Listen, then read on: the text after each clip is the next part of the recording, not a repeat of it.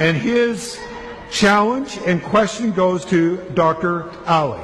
We start your question now. Jesse? Shabir, by what means do you use to measure the truth of your absolute worldviews over those of Christians, Hindus, Sikhs, Jews, atheists, etc.? If your account of reality is closer to the truth than either Dr. Costa's or mine and everyone else in the world who are not Muslim, where is your reality measuring stick which would convince all of us here tonight that what you are saying is absolutely true?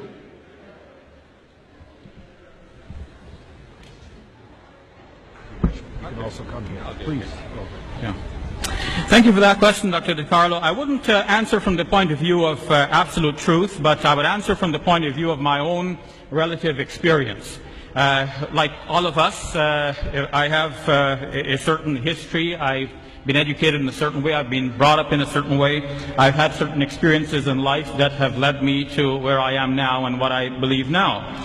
But having said that, it seems to me from my brief survey of the world's religions that if there is a religion to pick, then to me the religion is Islam.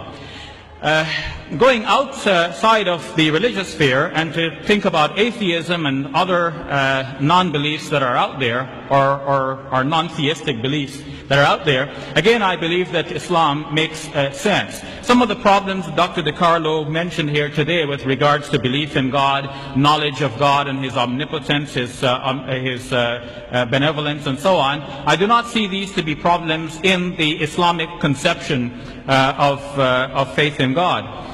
The Quran in Islam I believe to be one of the most motivating factors for me. When I study the Quran, I become entirely impressed that this is a revelation from the Almighty God.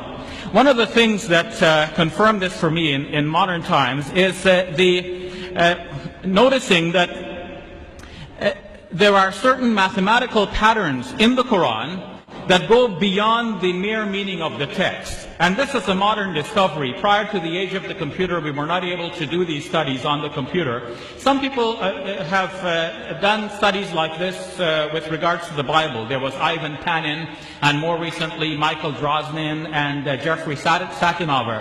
But all of these studies have been discarded and discounted by those who have reviewed them independently. In the case of the Quran, on the other hand, there are many numerical correspondences between things, between numbers of verses, between numbers of chapters, numbers of words, numbers of letters. It's forming such a tight-knit composition that it is clear that whoever authored this book has a very deep interest in numbers, has a sharp mind that could keep track of the numbers over the 23 years over which the Quran was being revealed, a piece at a time in a wide variety of circumstances, and didn't tell anybody about this until we can discover it only now. To me, this is the mind of God behind the Quran that we're now discovering. For example, one of these aspects is the number of times words occur in the Quran that are meaningful in terms of the numbers and in terms of each other. For example, tonight our debate is about Jesus. The Quran says that Jesus is like Adam, and the Quran means but they're both created by God. But there is another way in which Jesus is like Adam in the Quran. Each name, Jesus and Adam, occurs in the Quran 25 times. And if only once do they occur in the same verse, and another time in the same chapter. To think of the other 23 occurrences scattered in a variety of chapters in the Quran. Some chapters mention Adam but do not mention Jesus. Some mention Jesus but not Adam.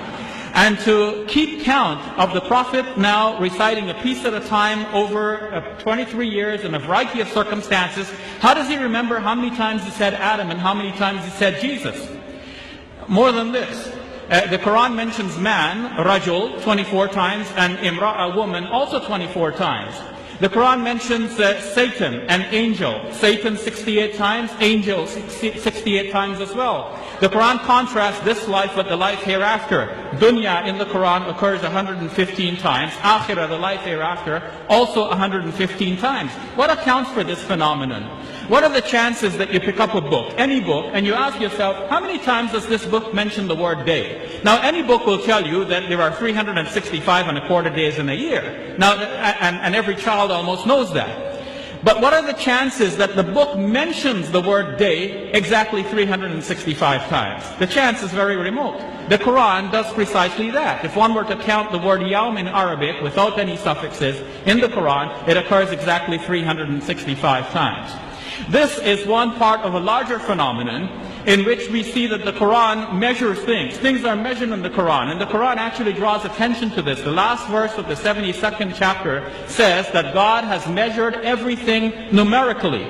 No one realized at the time that this was actually about the Quran as well. In fact, there are things in the Quran that are measured numerically, and we're only discovering that now. As Adam Smith said in the world of economics, there is an invisible hand guiding everything. To me, there is the invisible hand of God and the mind of God guiding the revelation and the eventual compilation of the Quran as we have it now. Thank you very much.